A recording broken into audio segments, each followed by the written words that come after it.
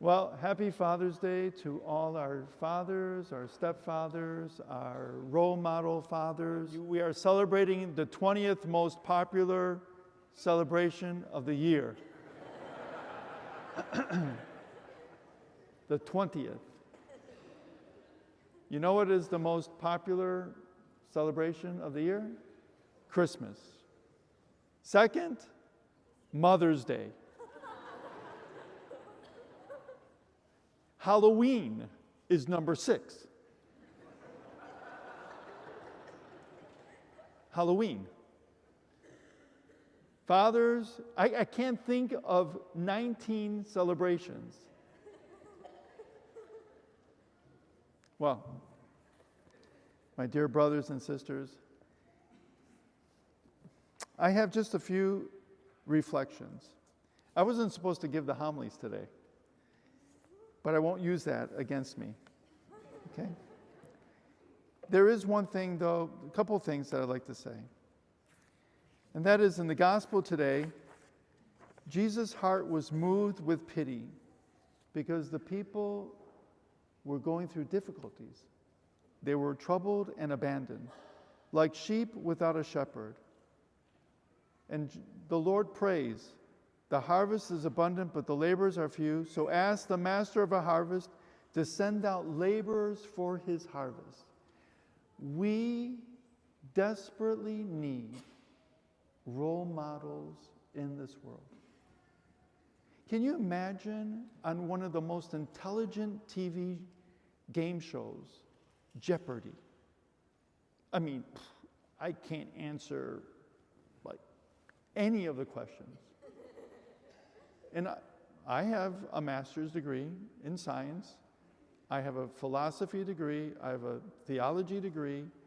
And man, let me tell you, when those people answer those questions on Jeopardy, bing, bing, so quickly about everything, anything, yet not one contestant was able to complete the Our Father.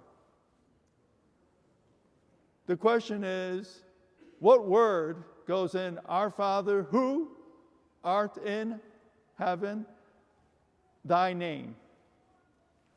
Thy name.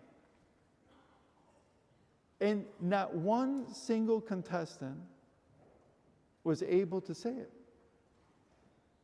Hallowed be, just in case, right? Which reflects something, shows something.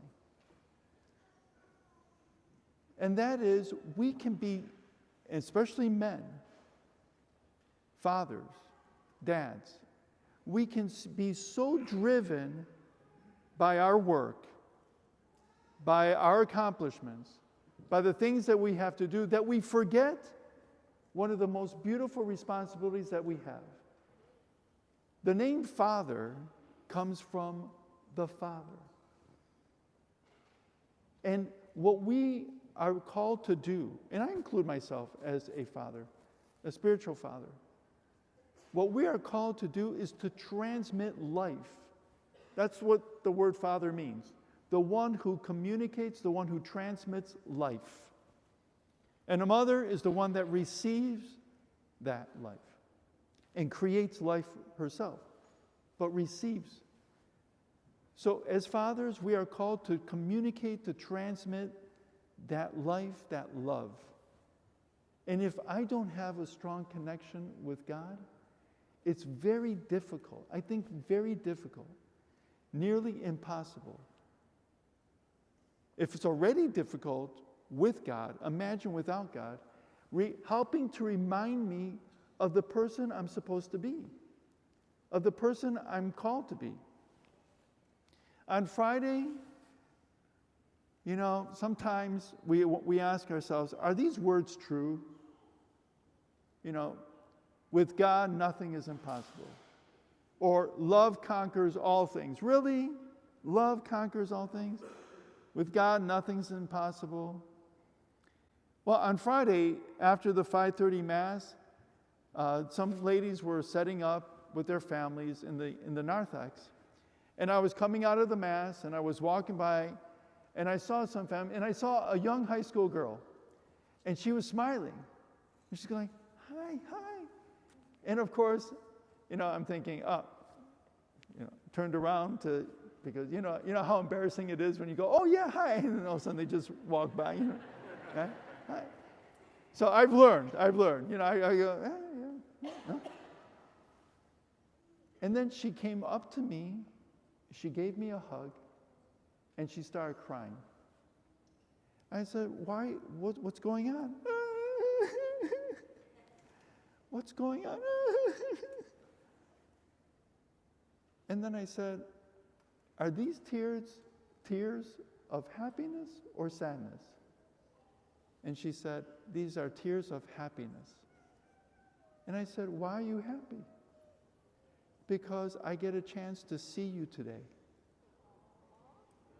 And she goes, I'm from All Saints. Which was my previous parish. And we're here setting up for the Mass.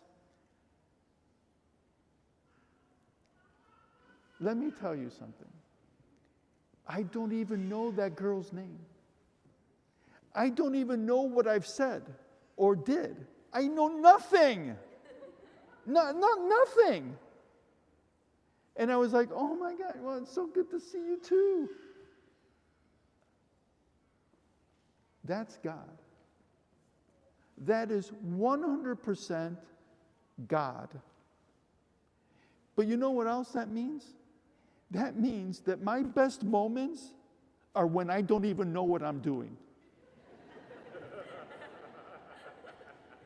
My greatest accomplishments are when I just do what the Lord asks, and those are my greatest accomplishments. That is a great lesson for every single dad, father, stepfather to remember. We are at our best when all we do is communicate God. That's it. We are at our finest. And you know when I screw up? When I talk too much. That's when I screw up. In fact, you know what? Back in January, I had 3 things that I wrote down. I got to look them up just to show you how good those are going, right? 3 things that I had to work on. I can't even remember them because, 3 things. Let me see. I have to go to the iCloud. Okay. Listen more, speak less.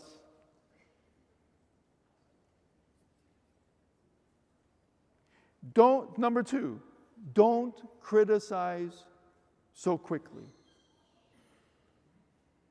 Number 3, be kind and considerate. There they are.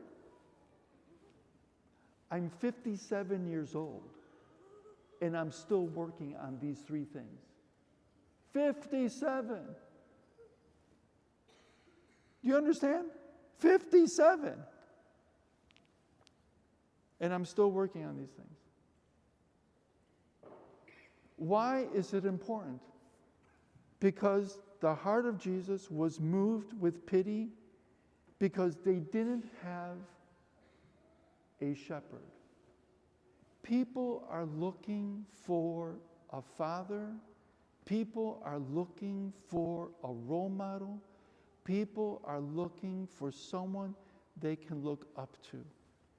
People need good people. And how can I be good if I'm not imitating him? How can any of us be good if we're not imitating the Lord? And that's the challenge. Fathers, dads, this is the challenge, and everyone, actually, for all of us. This is the challenge that we have. There are so many people. The harvest is so abundant, but very few workers. And so, from the examples that the Lord gives us throughout every single reading, every Sunday, every week, every day, let's put them to heart and put them to work. Amen?